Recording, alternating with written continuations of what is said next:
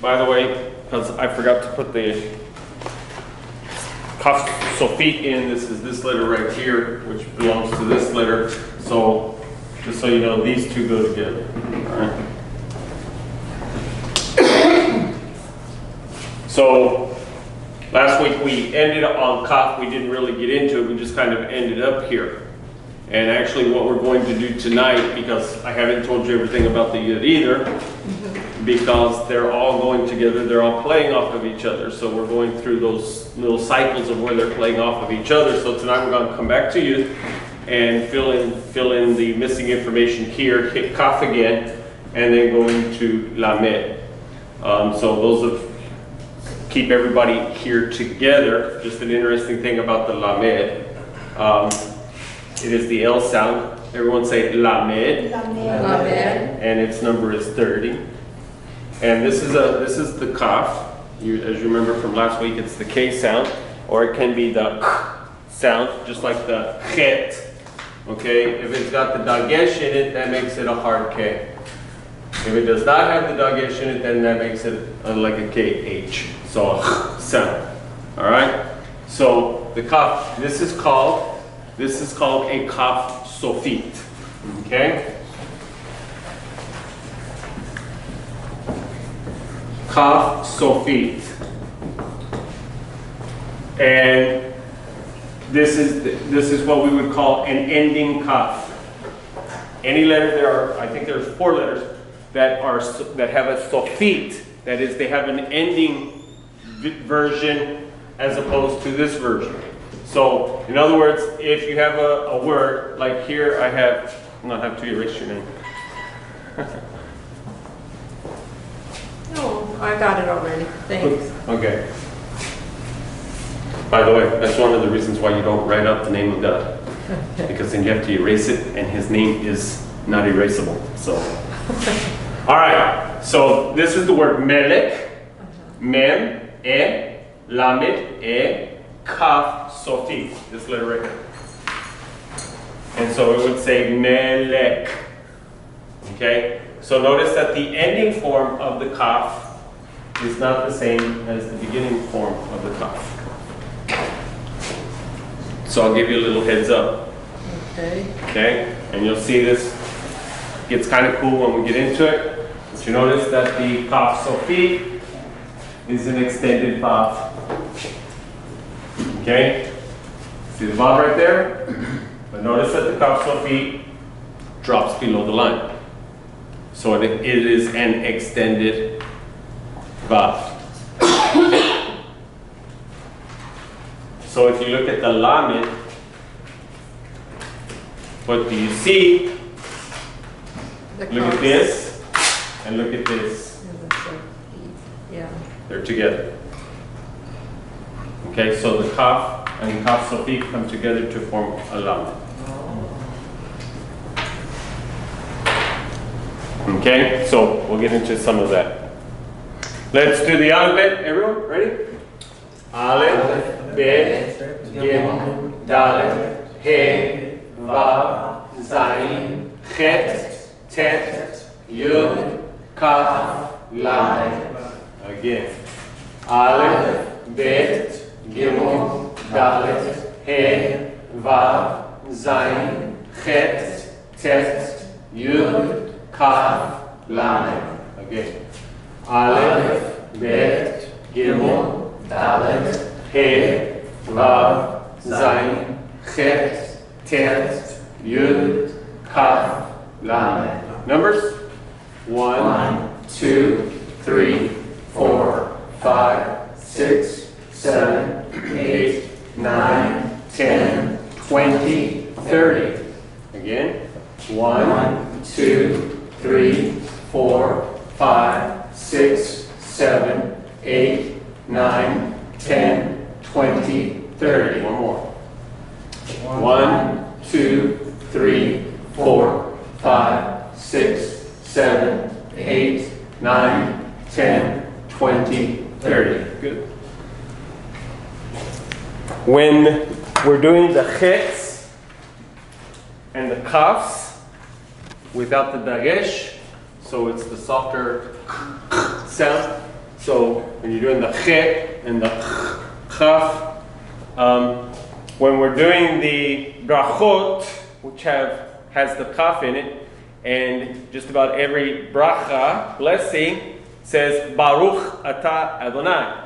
Blessed are you, Lord, O Lord, Adonai Eloheinu, our God. Baruch Ata Adonai Eloheinu, Melech HaOlam.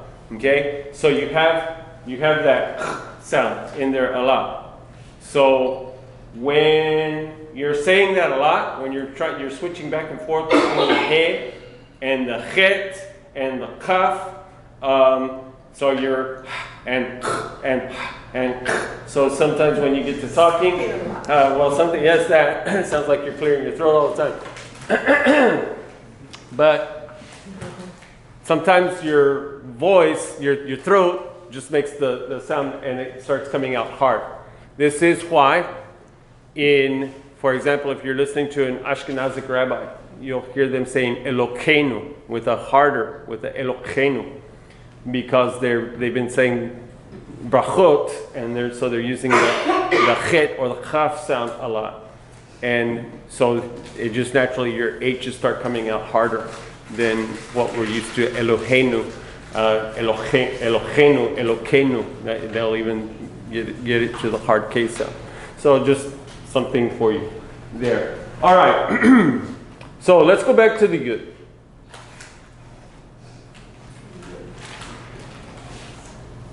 So the Yud has the shape, it looks like a comma. And that's what we're going to talk about tonight. Okay? So as we talked about last week, this is the Y sound. Okay? And remember that the Yud can act as either a consonant or a vowel ending. Okay? So vowel ending, what do we mean? So it can be the Y, as in yellow, or it can be the vowel ending as in they. And so it combines the E and the Y. So in Hebrew, it does the same thing. Okay? You'll have a combination. So this letter here, this stands for any consonant, and it has an I underneath it, and these two will connect. So it will simply extend that vowel sound. Okay? This occurs particularly in masculine form. You will see this frequently in masculine form.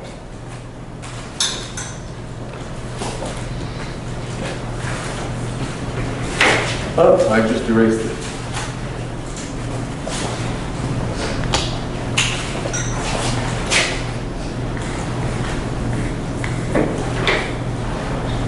Now the thing about the Yud, one thing to know is what is distinguishing about the Yud. What do you see that is distinguishing about the Yud? It's small. It doesn't start at the bottom, it's on the top. Good. Yud is the only letter that has no connection to the bottom line. Okay? It's actually dangling there. It is suspended. It is being suspended. It's up in the air, so to speak. It's up in the air. So, what is this all about? Well, you remember that the letter before Yud was what? Te. So the letter before Yud is Te. And you remember that the Tet Like a womb. was a womb, an open vessel. And this is as the seed or the embryo. And so we put this in here. You remember that? Yes. Okay. So you have this taking place. Remember, we talked about a woman who is pregnant, a woman who is expecting. This is the womb. This is the embryo inside the womb, the umbilical cord attached to the mother. And we talked about what is called tzimtzum.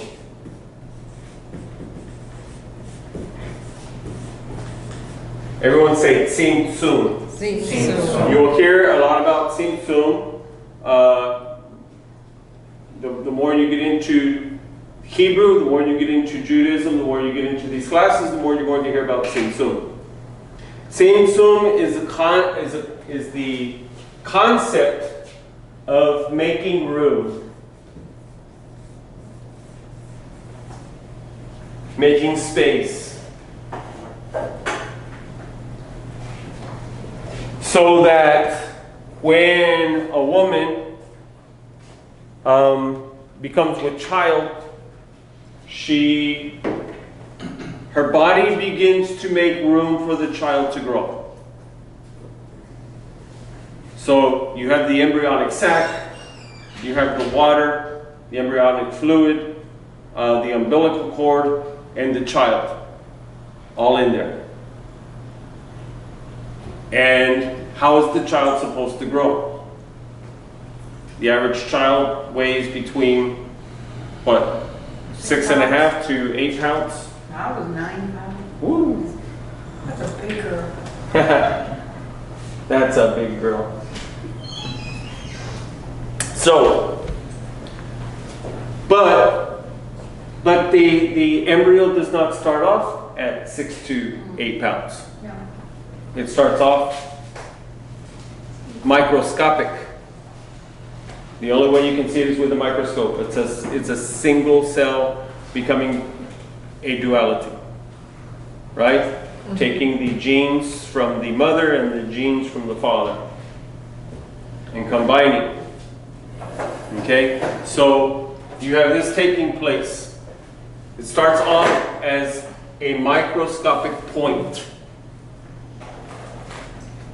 And that's what this is representing. Okay? It starts off, see this right here? That's where it starts. It starts as a microscopic point, which attaches itself to the wall of the mother by means of the umbilical cord. Right? Begins to grow the umbilical cord, and it grows and it grows and it grows until eventually Charity went a couple of days ago and she had an ultrasound done, and the little baby's doing well. They're very pleased with its progress, but it's a very modest little thing, and so we still don't know what sex it is. Every time they take a picture, it's covering up. So literally, it's true. They think it's a girl, so she covers herself up. So we were teasing them that they had a very modest little girl coming. But so as the cells begin to replicate themselves, the embryo, the baby begins to grow. And every day that passes, more and more cells are duplicating, replicating. Until finally at the end of term, 9 months, right? At the end of term, the baby is fully formed. And it comes forth from the womb as a fully formed child. So the reason why I'm telling you all of this is that as that baby is growing, the mother is having to make room for that child. How does she make room? Because a woman who is expecting, right, the belly begins to swell. Why is the belly swelling? The mother is making room. So her belly, her tummy is actually stretching, but it's also producing more skin to cover that child as part of the protection of that child. So the mother is giving the child room to grow. And this is the idea of tzimtzum. And then after the mother has the child, what? Try to get the belly back to where it was before, which is fairly difficult to do with a lot of women, right? And so you have that excess skin to deal with, and the stretch marks and all of that kind of stuff. And so all of that is about tzimtzum, that she's making room. What else happens? Well, because the baby is there and the baby's growing, it pushes organs out of the way. So the intestines have to move, and the kidneys have to move, and all of these, the bladder has to move. Everything has to kind of move out of the way so that the baby can grow. So what is taking place here is that the mother is giving simsum to her child. She's making room, she's giving it a living space. The space to live within her.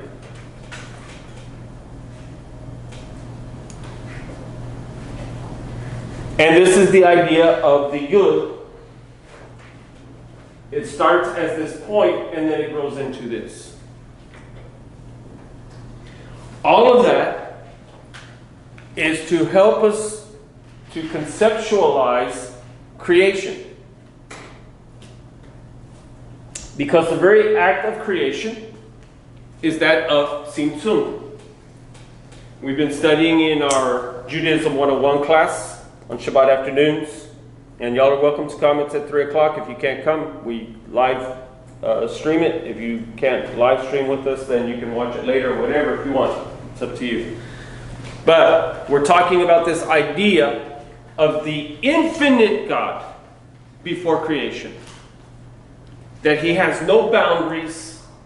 He has no defining terms. He simply is what in Judaism is called the Ein Sof, the infinite one. And the thing about this infinite being is that he is unknowable and he is not understandable. We cannot understand him and we cannot know him in that form. He is beyond our comprehension, absolutely. Because we are finite.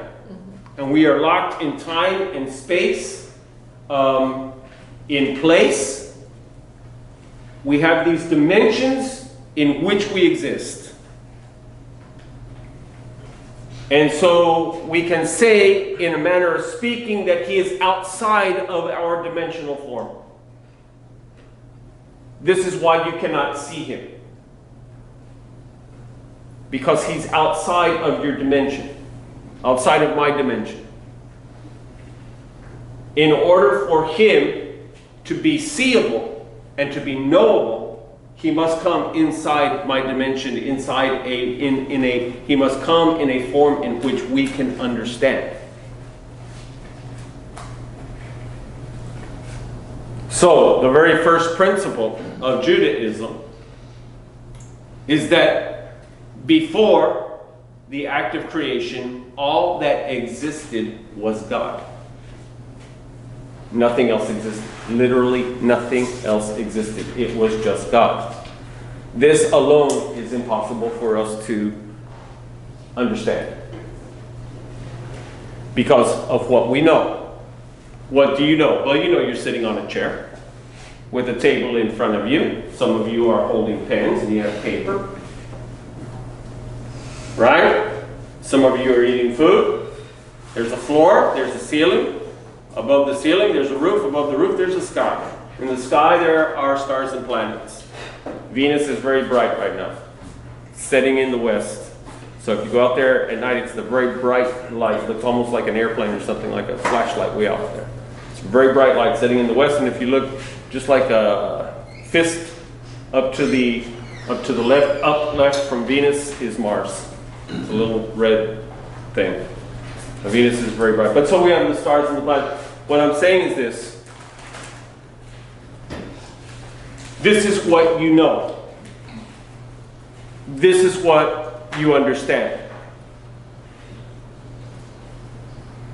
And it is impossible for us to understand anything outside of that. How do you understand a being that exists solely in and of himself and nothing else exists? Because you see, at that time, in the Ein Sof, there were no dimensions, there were no attributes, there were no defining terms for him. Not only were none of these things in existence, the universe was not in existence.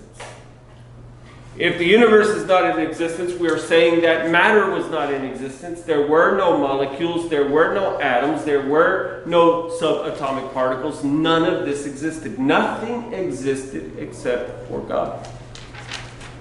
Which is why the rabbis tell us that before God created anything, first he had to create the AlephBet. Why? Because he created by speech. And speech is made up of words, and words are made up of letters. Therefore, the first thing that he created was the AlephBet. And that is part of the secret of the Aleph and the Tav, which we've talked about. So, to try to understand that nothing existed before creation except God. And he filled all. Which is why we call him the all in all. That's all there was. Nothing. In order for us to be here, he had to do this. Tzimtzum. He had to make room. Where does he make room for us? He's all that exists. Where does he make room for us? Well, where does the mother make room for the child? Within herself. Within herself. Therefore, where does he make room for us? Where does he make room for the universe? Within himself. Because he's all that exists. We are living within him. This is why we can truthfully say, God is everywhere. Because you're within him. Therefore, yes, he's everywhere. It's like the baby inside the womb. If the baby could talk, I see mommy everywhere. Right? Because all that child can see is what? Mommy. So in order for us to exist, God had to remove part of himself, to move part of himself out of the way. Just as the mother does in the womb. To make room for our existence. We said that God is infinite and he is without definition. There are no defining terms. The reason is because the moment you begin to define him, you then limit him. And he's no longer infinite. Even the good attributes. Once you start attributing attributes to him, kind, merciful, just, you are defining him. And then thus you are limiting him. Is everybody with me? Mm-hmm. So, upon creation, he does this to himself. He limits himself. It's not that we limit him. He limits himself. This is tzimtzum. He's moving himself out of the way, limiting himself in certain areas. Number one, so that we can exist. And number two, so that we can have some kind of understanding of him. Because without this, without his attributes, without these things, there's no way for us to understand him. He's not within our dimension. So it is impossible, as Rabbi Khan says, it is impossible to see him, it is impossible to know him. Unless he makes himself knowable. And so the way he makes himself knowable is he defines certain aspects of himself, which by nature, naturally, limits himself. This is tzimtzum, he's making room. So what does all of this have to do with the good? Because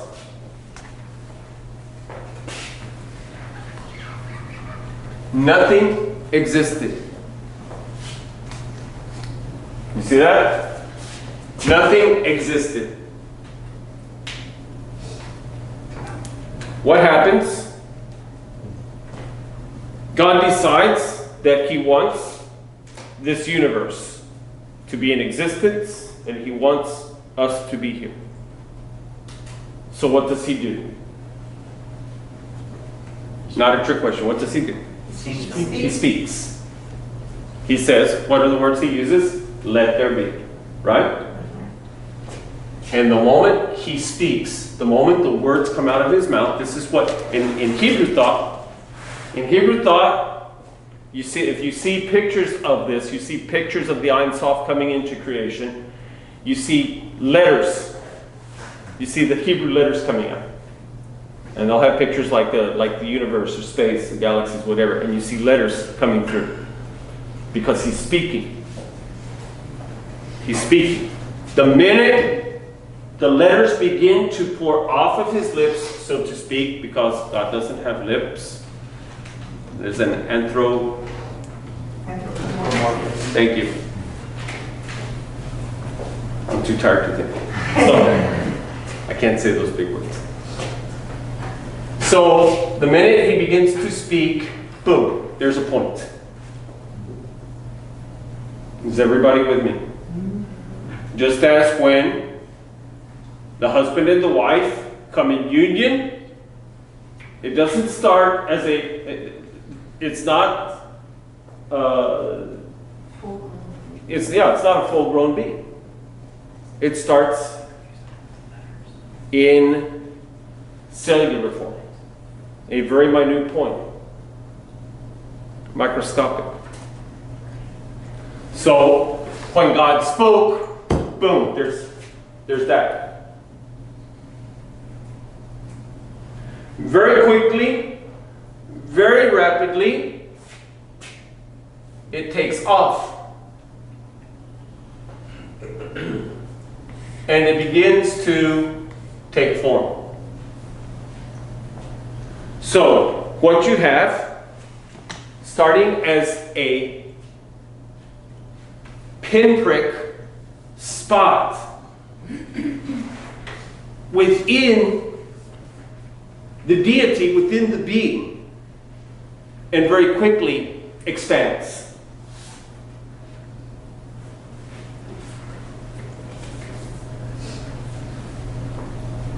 This is thought of it by most astronomers and most scientists to be a relatively recent understanding of what we call creation.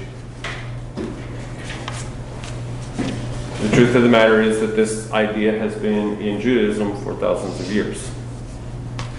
And this is the idea of Tzimtzum. That it starts as a little speck and very quickly expands. Now today, and this has nothing to do with evolution and those kinds of things, we call this by what name? This big expansion. It's a very sudden, quick expansion. Huh? Big Bang. This is the Big Bang.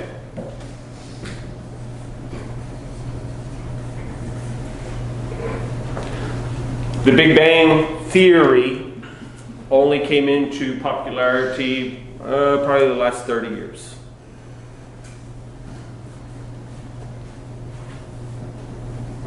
It has only been since they've had the, what's the big telescope? The Hubble Space Telescope, that they've actually been able to begin to verify these things.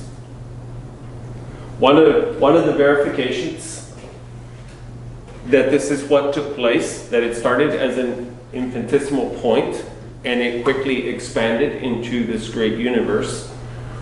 One of the evidences of this is that the universe is expanding even today, that it continues to expand, that it's growing. If it's growing, that means that it is somewhere today where it was not yesterday. That means that it is somewhere this year where it was not last year, and that means that it's somewhere this century where it was not last century. It's growing, which means what? If you take it back, you move the clock backwards. If you take it back, if it's expanding, if you take the clock backwards, then what? It collapses, and you eventually come down to, and they're able to measure it down. Literally, it was a very dense pinprick. that quickly expanded. And that's the whole idea that's behind this right here. That's why it is suspended. It is up in space. It's not touching the ground. It's up in the heavens, so to speak. So it's the idea we're being taught, Tzimtzum, making room, that God has made room for us. By the way, what does Yeshua say in John chapter 14? You believe in God, believe also in me. In my Father's house are many Mansions. and I go to There. he goes to make Tzimtzum. Saying what? The kingdom is also expanding. Because with every soul that is added, he makes more room. Just as with every cell that is added to the baby's body, the mother has to make more room. Just as every time a new star is created, God makes more room. So, this is the idea of Yud. That you have this point quickly expanding and becoming the universe. And this is the beginning of creation. It's the beginning of creation. This is the beginning of God defining himself. Which means in some aspects, not every aspect by far, but in some aspects, he makes himself finite. He limits himself by defining himself for us, so that we can come to an understanding of him. So you remember that we were talking about the Yud being the hand, which is what Yod means. It's the hand, right? Mm-hmm. And what do you do with your hand? You work. Okay? We talked about 10. How many fingers do you have? Okay? So we talked about this when you pick from the top. This is about, what was the word that I was using? Aspiration, hope. Potential. Potential, there you go. That's what I wanted.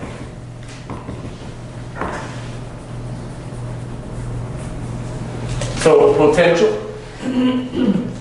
to what? To reality.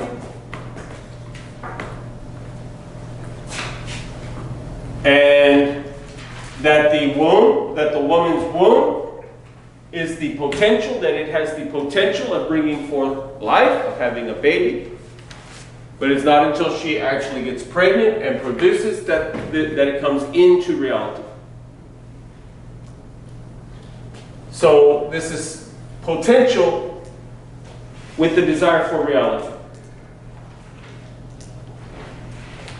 Where the Yud then is the bringing of reality into being. But you still have the idea of potential. Because remember, we talked about it, this is pretty much where we ended up last week. We're talking about how when a mother is pregnant, she has her dreams and her desires and her goals for that child. Charity was talking about it the other day. You know, they're going through names and what to name the child and how they would like the child to be and what they would like her to be when she grows up and all. And they're talking about all of these things because they have, the mother and the father have these hopes and these dreams. But that is still all what? Potential. Because it is not until the child is actually born and grows up and becomes mature that it becomes this. And the reality can be something very different from what the hopes and the dreams of the parent are. And so we have again, you remember that the pictograph is that of a snake in a basket. Because you have potential, but you have potential for what? Both good and evil. And in fact, we have both. We have what is called the Yetzer Tov within us.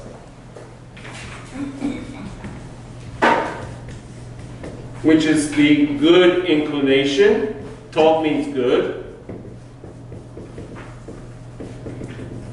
Yetzer is inclination. And we also have the Yetzer, spell it right, the Yetzer Ra, which is, Ra means evil.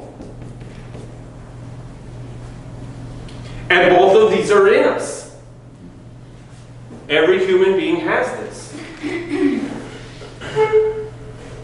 So when we speak of Yetzer Tov and Yetzer Ra, that the Yetzer Tov is in you, the Yetzer Ra is in you, we're talking about potential, that you have potential. So you have the potential to do good, and you also have the potential to do evil. Saying that every human being can do good things. Every human being can do good. But also every human being can do evil. People say, I would never. Those are dangerous words to say. That's true. Because we all have potential. I have, God forbid, the potential to kill. Does not mean that I want to, but I have the potential. Saying what? I have the ability. I have the potential of being kind and loving. I have the potential of being mean and hating. I can do either one. And in fact, the Yetzer Tov and the Yetzer Ra, the good inclination and the evil inclination, are at work in us in every single thing we do, or say, or think, or feel. They're involved. So that I choose. Have you ever just been in an ornery mood and you've said, I'm just going to do whatever, and whatever. As a teenager, did you ever go along with the crowd, knowing that it was the wrong thing to do, but you wanted to be in, you wanted to be popular, you wanted to be with that gang over there, whatever, and so you would do some things that you knew it was this area, it was this room, but you went ahead and did it anyway. We've all been there. Why? For all have sinned and fallen short of the glory of God. We've all been here. So these are all potentials for us, both of these. And they are at work in everything that we're doing. Saying what? Everything I do, I must be careful. I must be making a conscientious choice. A lot of the rules that we find in the Talmud, in the oral tradition, a lot of these rules are dealing with this.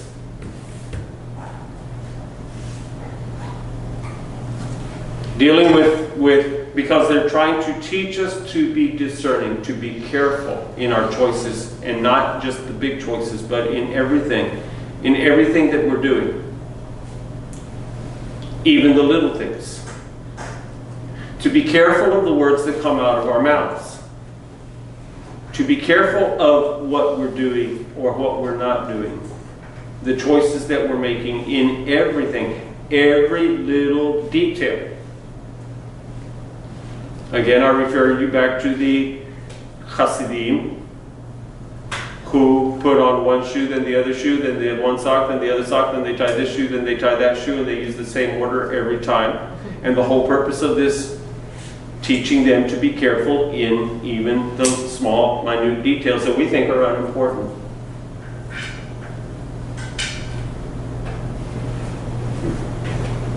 Because these two are at work. So what Judaism is teaching us is to be cognizant of what I'm doing, not just doing things blindly or without thought, but that I must be careful about what I'm doing, to be careful about what I'm saying. I referenced this to the class last night. When I'm teaching, you will see me pause a lot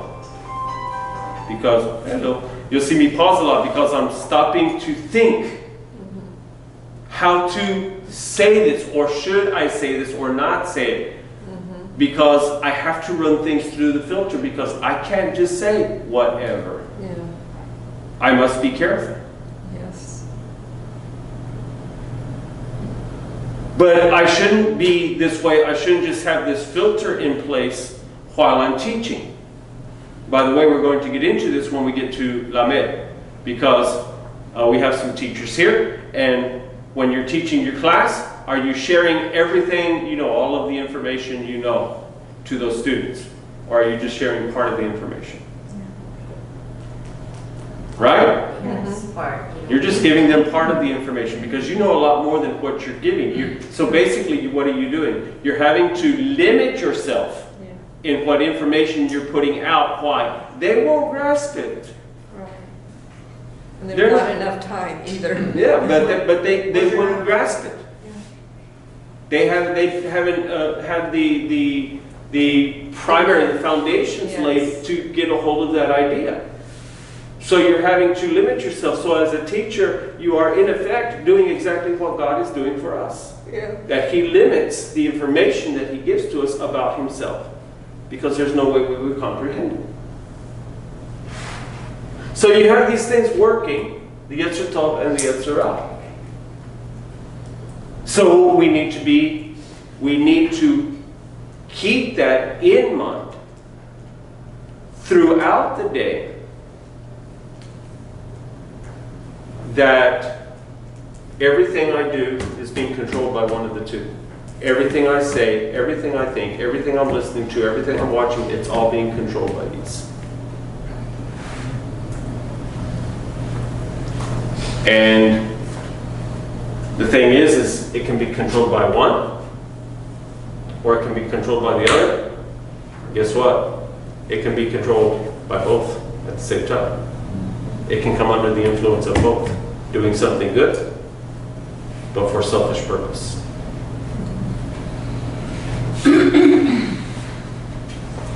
So, this is what's going on behind good. So you have reality, but it is still in potential form. As the child is in the womb, the child is real, but the potential is unknown. There are hopes and there are dreams. The same thing is true with creation. In Bereshit, chapter 1, Genesis chapter 1, on the 6th day, God creates Adam. And He creates him good,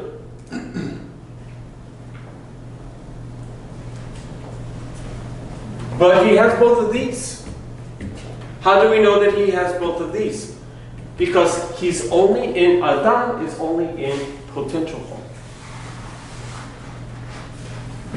He has the ability to turn out good or to turn out evil.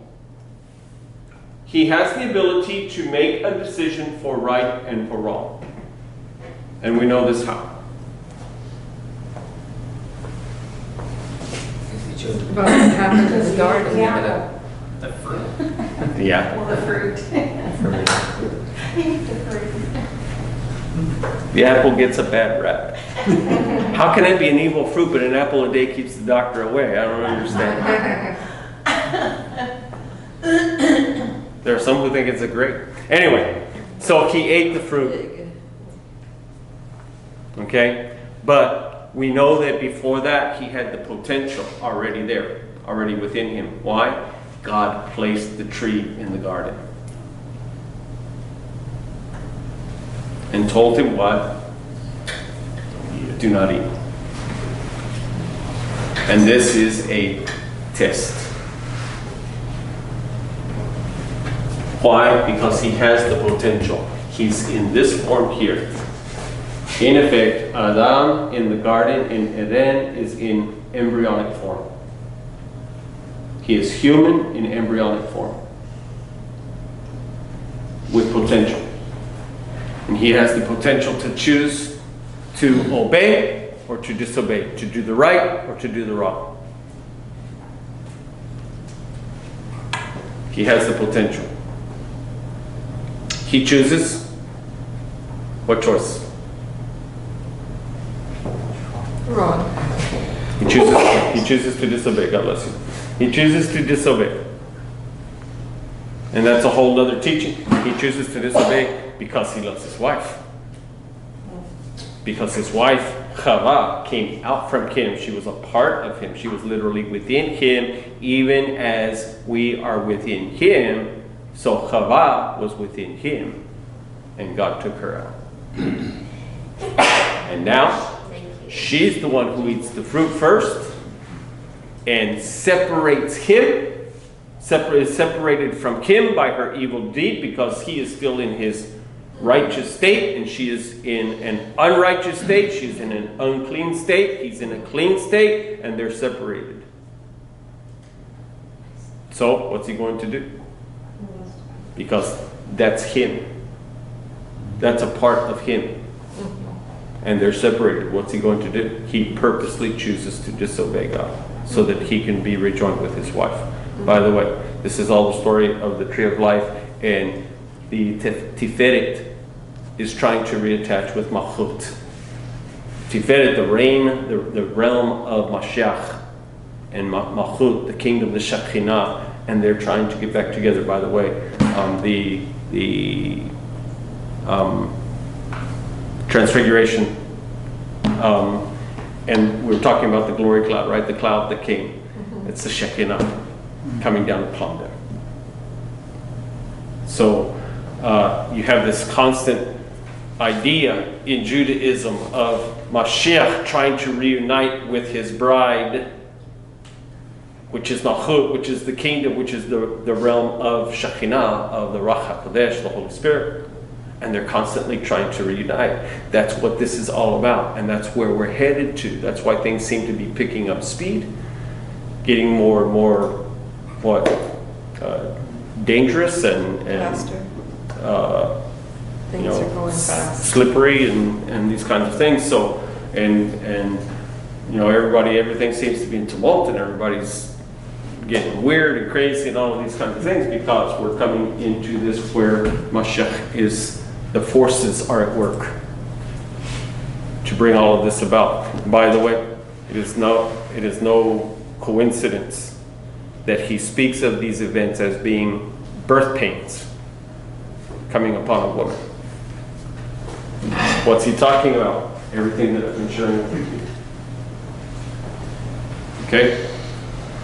So, you have reality and potential. So, I have, you notice that it looks like an arm. I have a hand, I have an arm, which means what? I have the ability to do. But if I just have an arm, what can I do? Not too much. Right? So what? So I have a kaf. I have a kaf. The meaning of kaf is palm.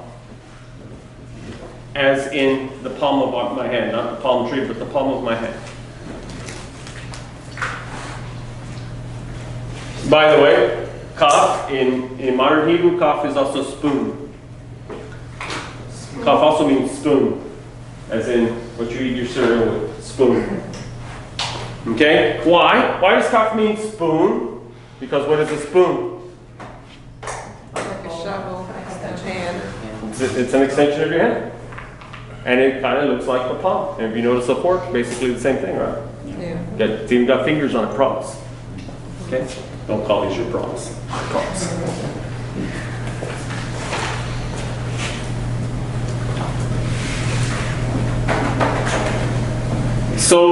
So we have the kaf, and we're going to stop here. Let's take 5.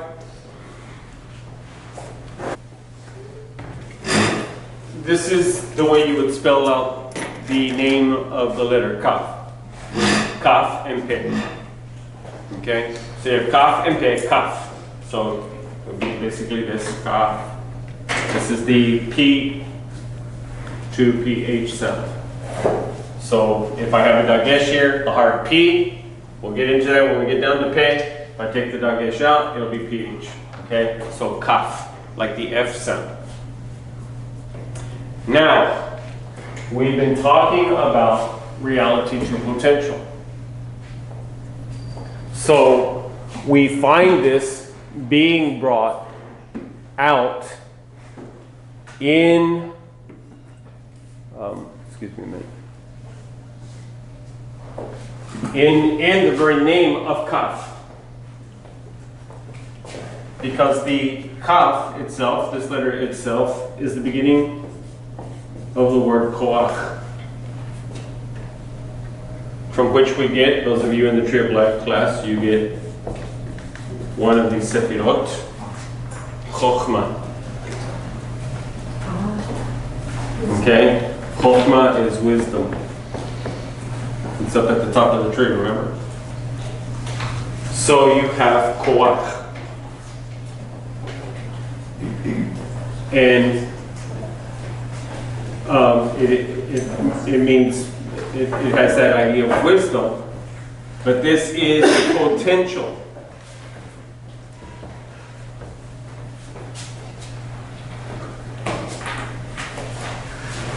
So the kaf here, in the word kaf, means potential.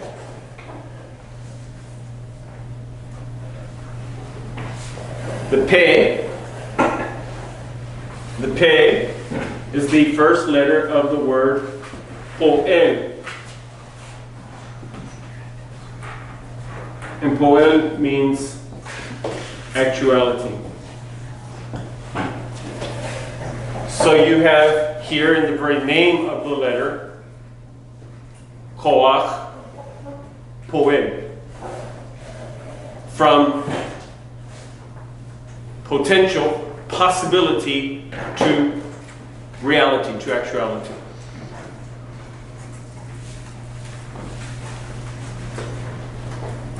So here you have the Yud.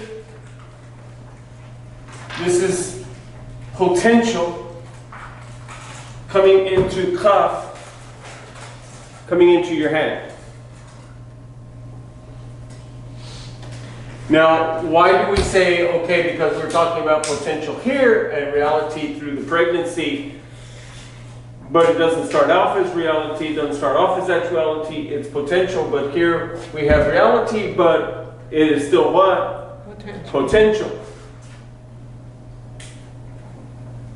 And so now we're here to Kaf, and we're talking about the palm, but we're still talking about potential and actual. Why? Because everything is potential. Everything is potential until it comes to be. So, sometime this last week, somebody in Indiana bought a ticket. That is potential.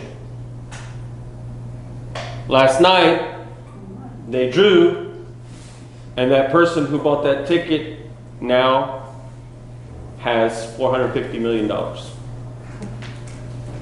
That is actuality. And some would say, if only it were actual for me. I could use a little bit of that reality. Anyway. You see what I'm saying? She had the actual ticket in her hand, right? She had the potential to buy the ticket. So what does she do? She brings it to reality, she buys the ticket. But that doesn't get her the money. Now she's back to potential again. She has the potential of winning. But she has not actually won yet. Now she's actually won. Now, so where is she back to? Potential. And you just keep cycling. You just keep doing this. Everything in Judaism is cyclical. You go in cycles. This is what this is what these seasons teach us. This is what the festivals teach us. Everything is going in cycles. Okay? So it's not in our Western thought, we're on the timeline. Right? This is what you see in history class. And it started here, you got this, and you got this, and you got this, and you got this. Right. In Judaism, it's like this. You're cycling. You're going up a turning staircase, so to speak. Okay? So it's a difference in thought process. So we have the palm. What about the palm? What does that have to do with all of this? Well, remember, I asked you this question. If I took off that, what do you have? Just give me. Just the arm. And what is the potential of the arm alone? What can you do with just an arm? You have to have the hand. And so the symbol that you have a hand is the kaf, you have a palm. Which means what? To do. So, do you remember I spoke a few weeks ago about the message that my dad used to preach? A need seen is a task given. We talk about somebody should do something about that. Saying what? We all have potential. The question is, what do I do with the potential that I have? What comes into reality for me? What comes into actuality for me? The things I do. Saying, we all make commitments and promises that we're going to do this and we're going to do that. So we have a building behind the farmhouse where I grew up, and it's been through lots of hurricanes and things like that. The house where I grew up, where my mom and my sister live, is over 100 years old, and it was built by Mennonites. They had a farm back there, and that house has been through horrific hurricanes, the 32 hurricane, and Beulah, and Allen, and all of those, and it's still standing. Wow. I mean, that's good wood. Yes. Real wood. And well, it was made of yellow pine, and it still seeps. It's a 100-year-old yellow pine, and it still seeps sap out of it. They made it out of the square nails, right? The handmade nails. That's what they used. So what I'm saying is that the building behind that was built when I was in junior high, and it's in worse condition than the 100-year-old house is. So anyway, it's become a mess. It became a mess. Dad used it as a storage building and everything, and it's been through hurricanes and whatnot. So I would like to turn that into a house for my wife and me to live out the rest of our lives. But gee, that's a lot of work. And I'm working a construction job, 40 hours a week, teaching these classes and doing this and doing that. So I come home from work. What do I not want to do? Go work on the house. I've been carrying a hammer all day. The last thing I want to do is pick up a hammer. I've been working all this construction stuff all day long. The last thing I want to do is go out and do more construction. So I have a desire within me to present my wife with this house on our property. I have the potential. But that does not make it actual. It's a dream. In order for this to become actual, to become reality, what? I must go out there, pick up the hammer, pick up the insulation. I hate working with insulation. Pick up the insulation, start putting it in, stapling it to the walls, and doing these things, and I have to swallow hard and force myself to go out there and do that. Saying what? Simply because I have the desire to do something does not mean it's going to get done. What gets something done is that I actually go out and do it. And this is true with everything in our lives. It's not until you set your hand to it that it gets done. So, students want to go to college.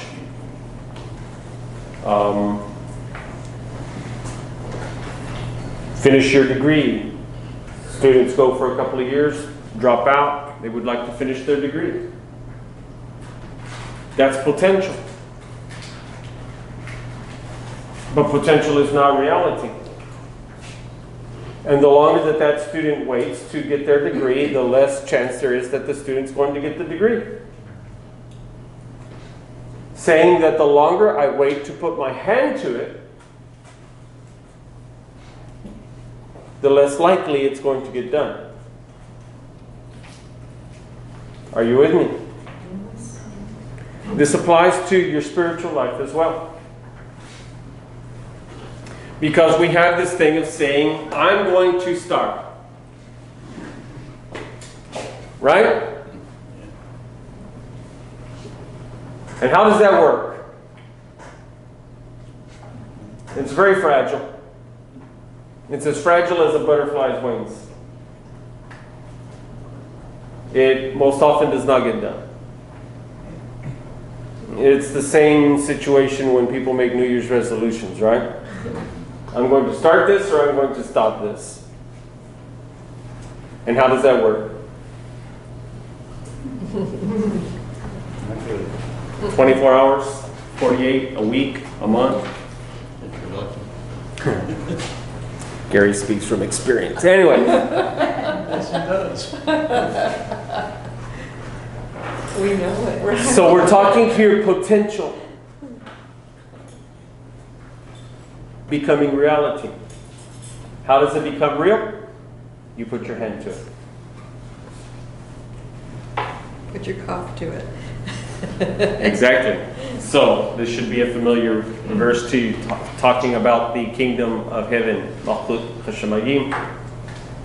Remember, Yeshua says something to someone one day that he who has put his kaf to the plow, his hand, his palm to the plow, and turns and looks back, does not deserve, is not worthy of malchut, is not worthy of the kingdom.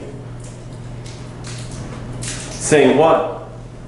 Once you are in the arena of potential and you have the ability and you go to do and you withdraw, it's unacceptable.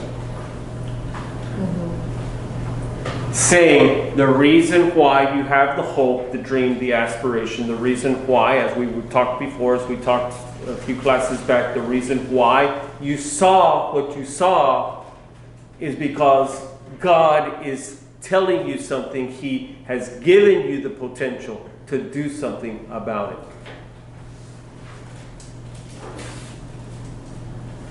Which, if you remember, I said to you, it's not if you see something, say something. It is if you see something, do something.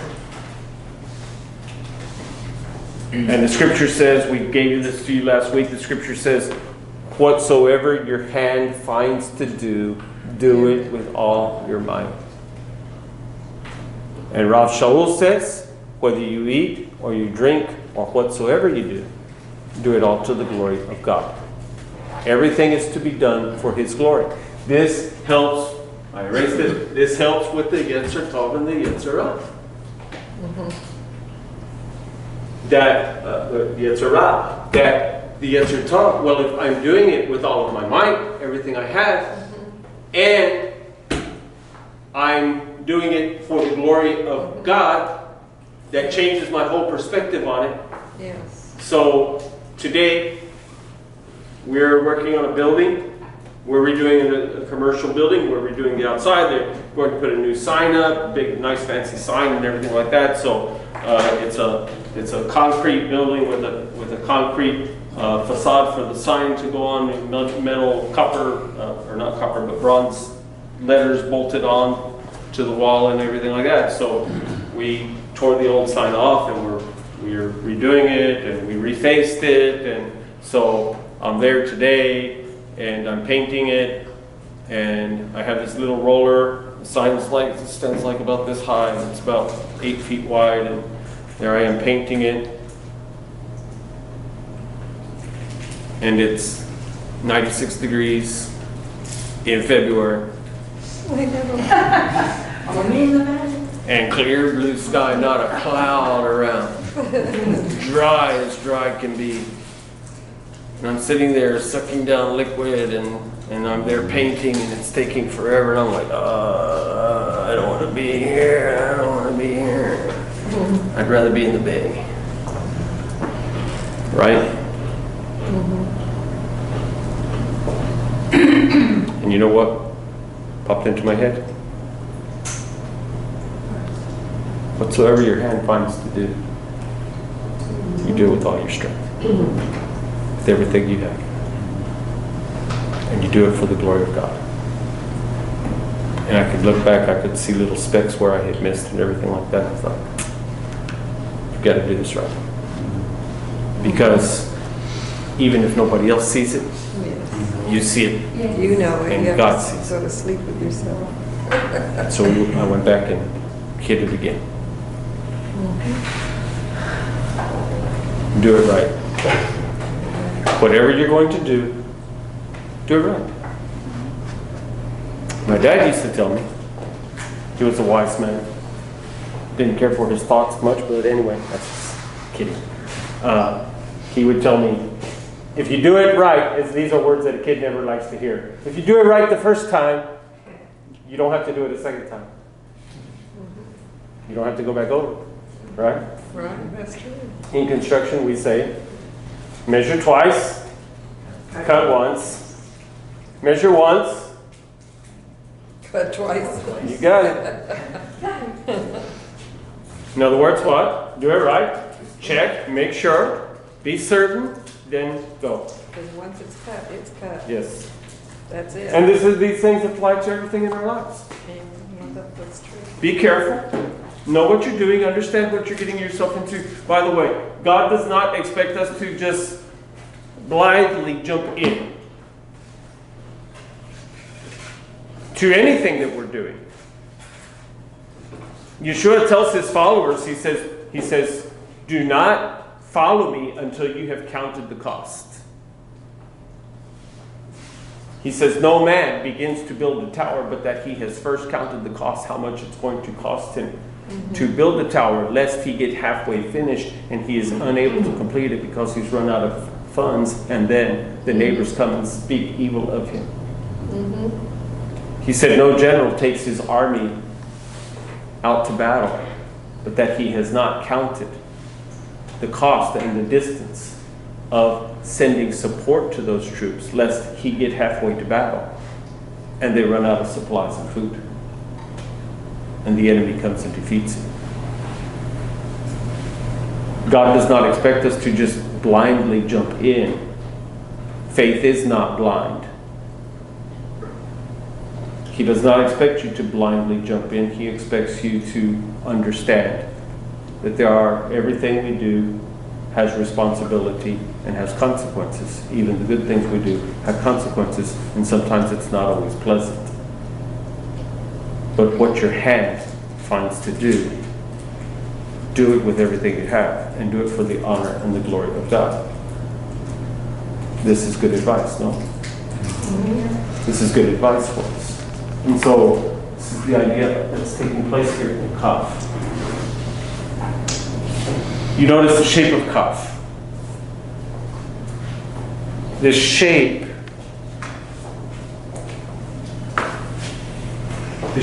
is that of a crown. Crown in Hebrew is called Keter, which is the top sephirah of the tree of life. Where does the crown sit? On the head. On the head.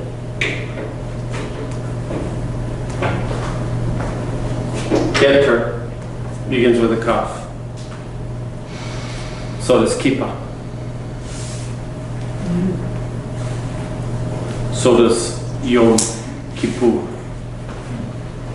We shared this with you, that kippah means covering. Yom Kippur. You'll also hear this called Yom Kippur, the day of the covering. We call it the Day of Atonement. This is the day in which the Kohen Hagadol, the high priest, would take the blood, and on this day, only on this day, one time a year, he was able to enter into the Kalosh HaKodeshim, the Holy of Holies, the most holiest place, where the Aaron, the great Aaron, the Ark of the Covenant sat, the angels, the cherubim, the cherubim whose wings touched at the top. And the angels, the cherubim, were facing each other. There was the ark in the middle. And he would go in, he would take his finger and he would dip it in the blood of the bowl of blood, and he would sprinkle it on the kippah. On the what? The kippah. On the cover of the ark. You see how these words are coming into play? Yom Kippur, he's sprinkling it on the kippah. This is the day to cover. He's sprinkling it on the cover of the ark. In Christianity, it's called the mercy seat. In Hebrew, it's called the kippah, the cover. The kippah. These all come from the same root. To cover. And so we have Keter also coming. Where does the Keter go? On the head. It is also a form of covering, by the way. The Kohen Hagadol wore a crown.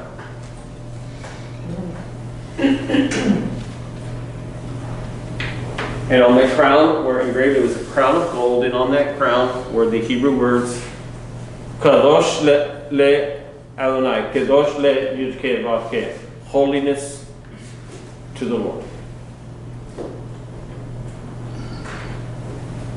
And he wore that crown, and he would come in and he would sprinkle the blood on the cover.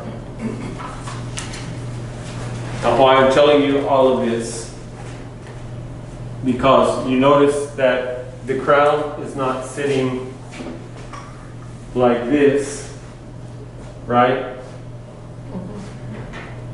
But it's sitting like this. You see what I'm saying? Saying what?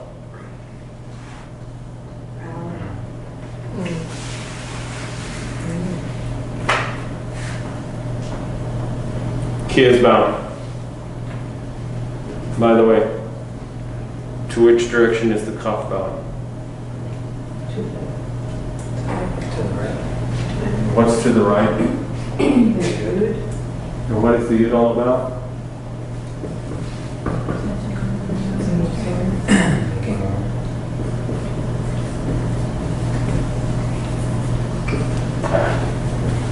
Ja, Ein Sof.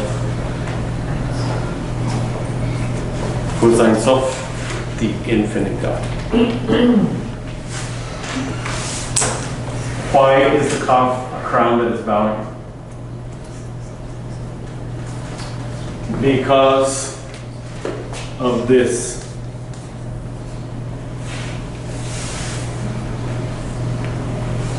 The potential becoming actual. So, when you have a desire, a hope, a dream to do something, and you actually get to do it. You actually do it. Do you pay homage to the one who took potential to actuality.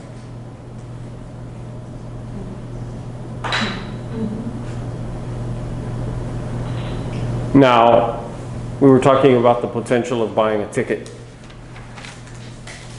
turning to the reality of buying the ticket, turning to the potential of winning $450 million, turning to the actuality of winning $450 million. And if you won $450 million, would you thank God for that? Would you be thankful? Would you thank God for that?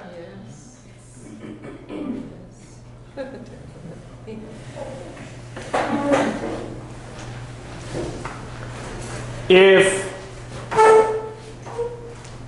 you were given the task of painting a sign on a commercial building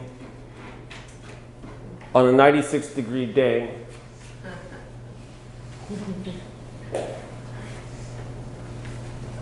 would you thank God for that? You see what I'm saying? Yeah. Thank you for everything. Even the things you see that I have to make myself, I have to bring myself to do, I have to swallow hard and do, I'm supposed to be thankful for the actuality of it. It's no longer potential, it is done. This is what Rav Shaul says when he says, in everything, give thanks. How many things? Everything. Even the hard stuff, even the difficult stuff, even the untasteful things. Be thankful that you can do it. Be thankful. So, Yeshua, he is being executed. What is his attitude?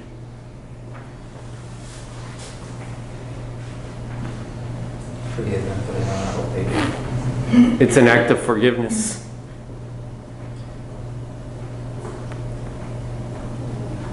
Because he was thankful. Do you realize that Yeshua did what he did? He said, "No man takes my life from me. I lay my life down freely so that I can freely take it up again." That he actually chose to do this. The book of Ivri, in the Brit Chadashah, the book of Hebrews, chapter 12.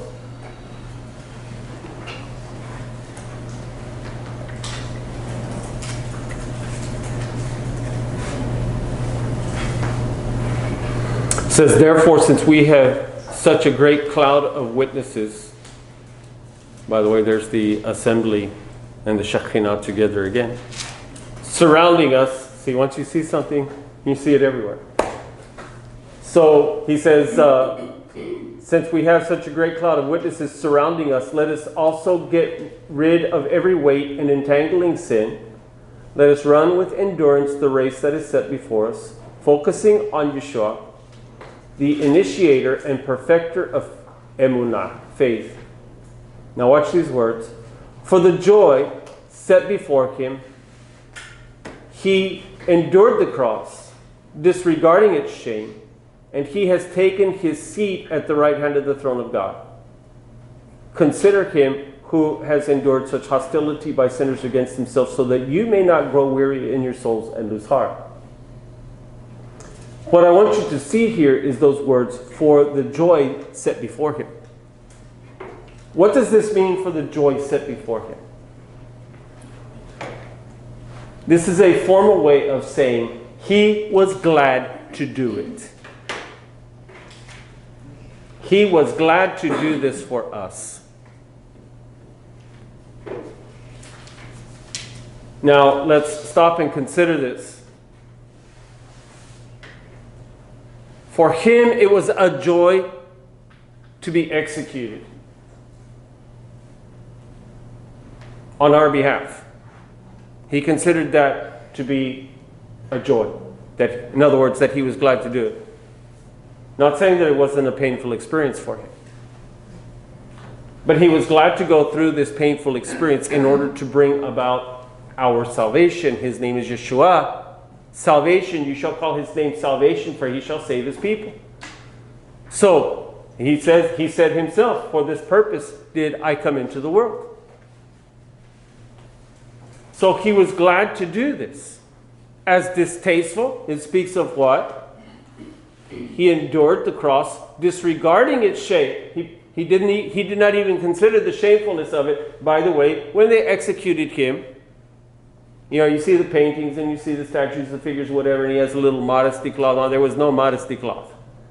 They stripped you literally of everything. He was hung naked before the world. When a person dies, you're in medicine? When a person dies, what happens to the bodily functions? Everything releases. Literally.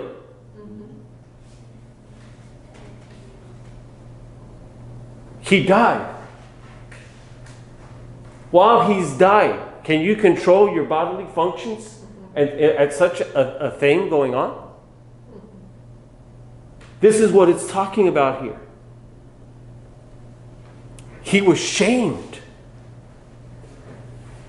There's his mother standing there. There's Yochanan standing there. There's all the women standing there. There's all the soldiers and the priests and the Sadducees and the Prushim and all of these people, and they're all standing there watching as he's urinating and defecating on himself and as he is stripped bare in front of all of the people. Can you imagine?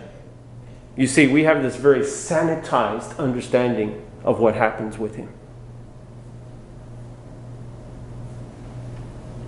If you saw the brutality of Mel Gibson's movie, I can tell you that even there they held back. They had to.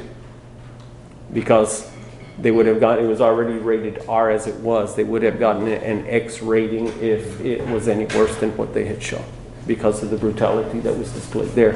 It was actually much worse than that. In Isaiah 53, you get some of the idea of what is taking place.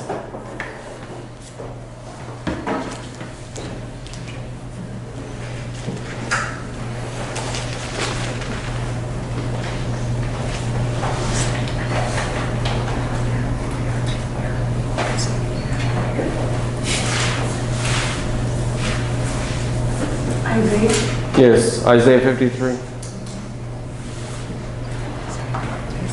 He says he is despised, verse 3, he is despised and rejected by men, a man of sorrows, acquainted with grief. We hid, as it were, our faces from him. He was despised and we did not esteem him. Surely he has borne our griefs and carried our sorrows, yet we esteemed him stricken, smitten by God and afflicted. But he was wounded for our transgressions, he was bruised for our iniquities. The chastisement of our peace was upon him, and by his stripes we are healed.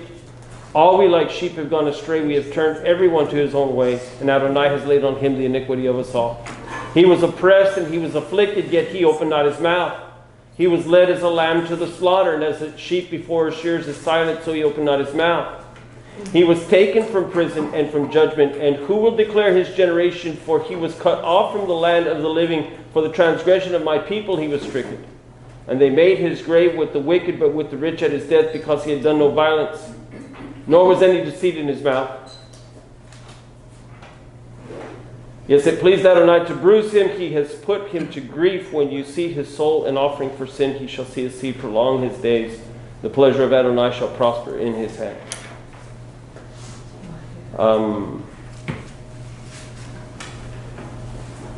I think it's in Psalm 24. I'm not sure, but Psalm 24 it talks about that he is bruised more than any other man. I think it's one of those. That You couldn't recognize him.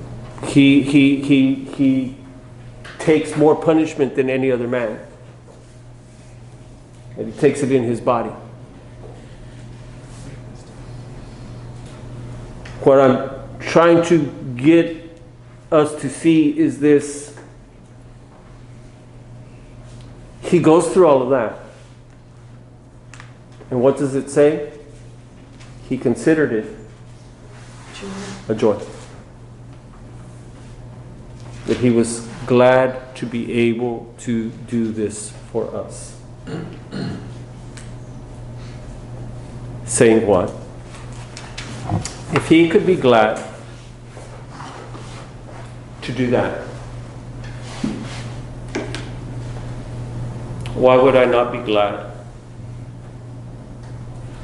to make sure that the sign is painted well and that it is a job well done, and be thankful for the opportunity?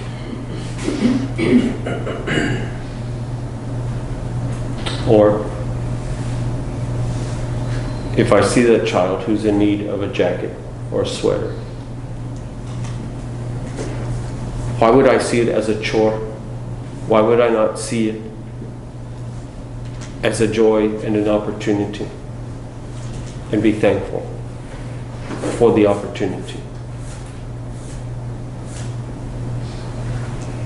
In everything, be thankful.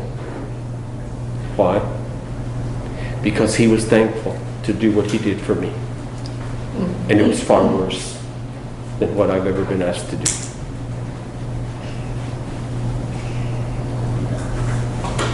Therefore, I should give myself to do what is set in front of me with a whole heart, all of my strength.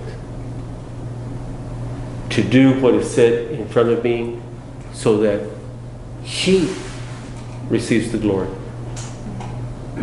Because it's not about me. It's about him. It's not about me. Not so that somebody can come and pat me on the back and say what a good job I've done. But so that I can express my gratitude to him, to God, for what he has done and is doing with me. So, you have potential. And everything has its potentiality. The question is, do we bring it to reality? And when it is set in front of us, do we moan and groan about it? Or do we get on with it and throw ourselves into it? Because this is what God has set in front of us.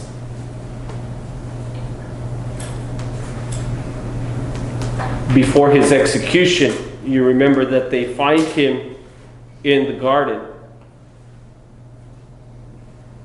You remember what he was doing in the garden was that he was praying because of this great chore that was in front of him, and it was going to cost him everything.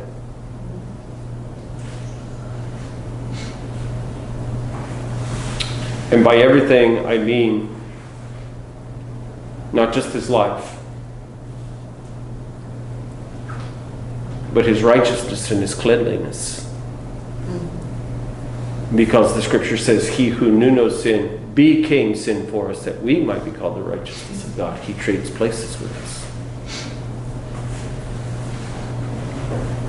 And this was a very horrific thought to him.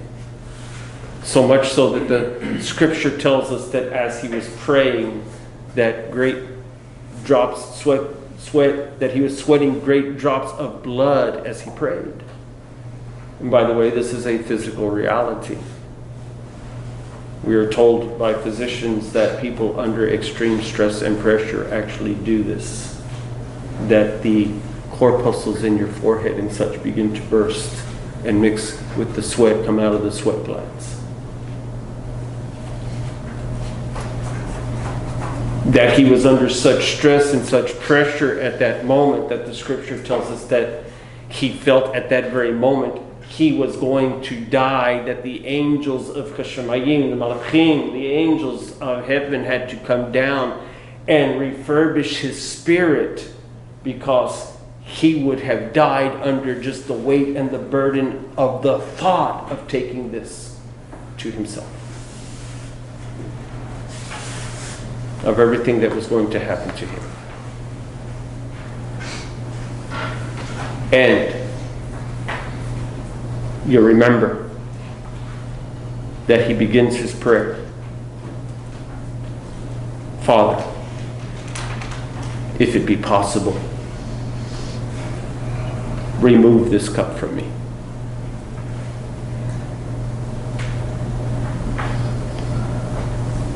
And that's what many of our prayers consists of, no? Take this off of me. Take this away from me. I don't want to do this. I don't want... Where does his prayer end up? He starts off, take this cup from me, but where does it end up? He submits to it. Not my will, your Yes. will be done. And when he gets there, that's where everything lifts. And that's where he's able to confront what is in front of him with peace and with joy and contentment. And he's able to go to that cross, to that execution, and he's able, without opening his mouth, without complaining, without crying, without any bitterness, he's able to lay down, allow them to nail his hands and his feet, and as they're doing so, to have a forgiving spirit.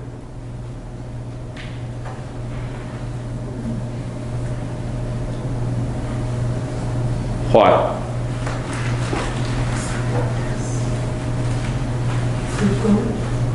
You see, we would say, well, Kishasho, he's the Son of God. He can do, he's Mashiach. He has all this power and all this strength. But you see, we find the disciples doing the same exact thing when they come upon their deaths. Why? Because they take his spirit to themselves. Remember that you're supposed to become like your rabbi. So what are the words that come out of the mouth of Stephanos, of Stephen? As they're hurling rocks at him, they're killing him. Forgive them. It's the very same words are coming out of his mouth. So the purpose of all of this, when we close here, the purpose of all of this, you see, is we have this realm taking place here. Potential and reality. Potential and actuality.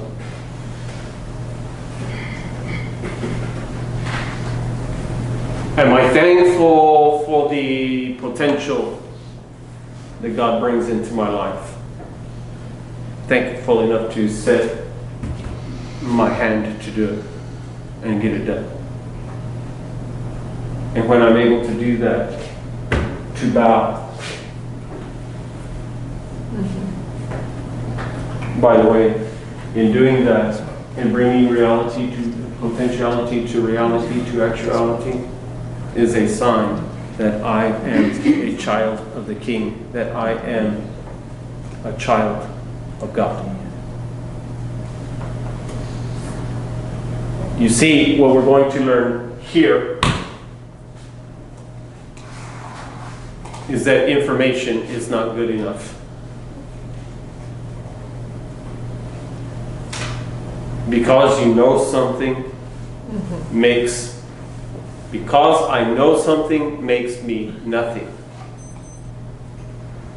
It is not until I put into practice what I know that I become something. Knowledge without action is worthless. If I know something but I never act on it, what good is that to me?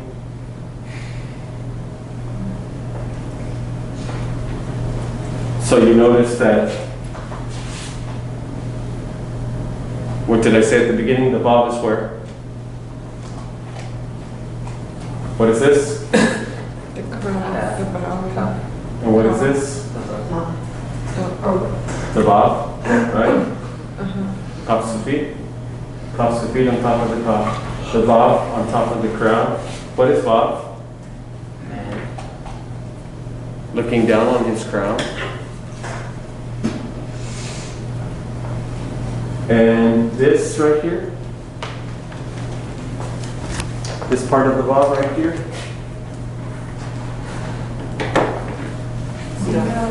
See it.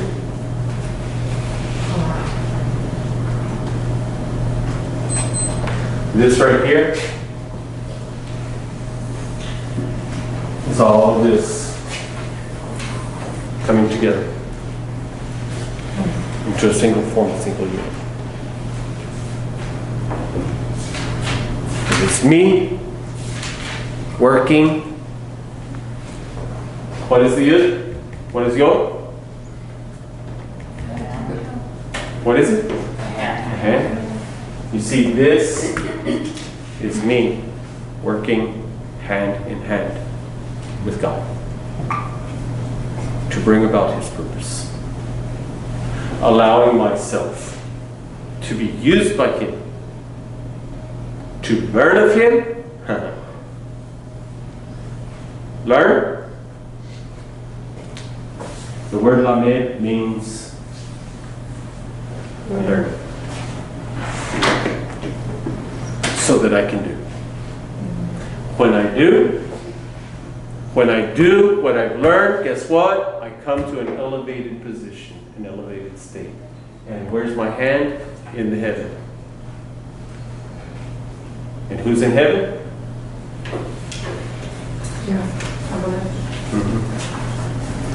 You see this word Lamed? We're going close here. You see this word Lamed? We'll get into this next week. See that right there? That's a shepherd's staff. There's a reason why it's upside down. I was going to bring it tonight and I forgot. Because we have one that we use with our sheep. You know why it's upside down? Because you use this side more than you use that side. You're using the crook more. Because you put the crook around the sheep's neck. And with that, you're able to make that sheep go where you want him to go. If he's really bad, you use the other end. You give him a look. This is what, if you remember, when Yeshua speaks to Shaul on his way to, where's he going? Damascus. And what does he ask Shaul? If it's hard to kick, does it hurt you? Yes. When you keep kicking the stick, when you keep kicking the pricks, what are the pricks? That's the pointy end. That's this over here. You see, this is the gentle end. That's the severe end. This is the rescuing end. That's the, if I have to, I'll put you to death end. Yeah, this is the end that, this is the end where when they fall in the canal, that's the end you use. Because you put the hook around their neck and it catches on their head and on their horns and you can literally pull them, yank them out of the canal and save their life. Mercy and judgment. Mercy and judgment. Pillars. The tree of life. Right there. So, watch this.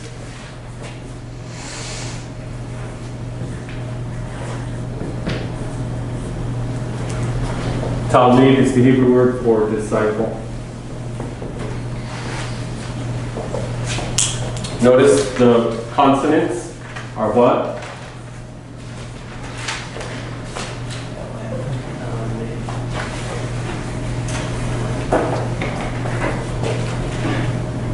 The word Talmid, translated disciple, is actually student. What does a student do? They learn. We have another word.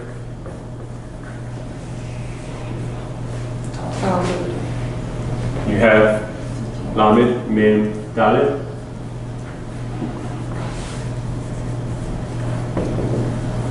Teaching. And it all has to do with this little thing right here. And we're going to learn about that next week. Shalom v'chol v'layla tov.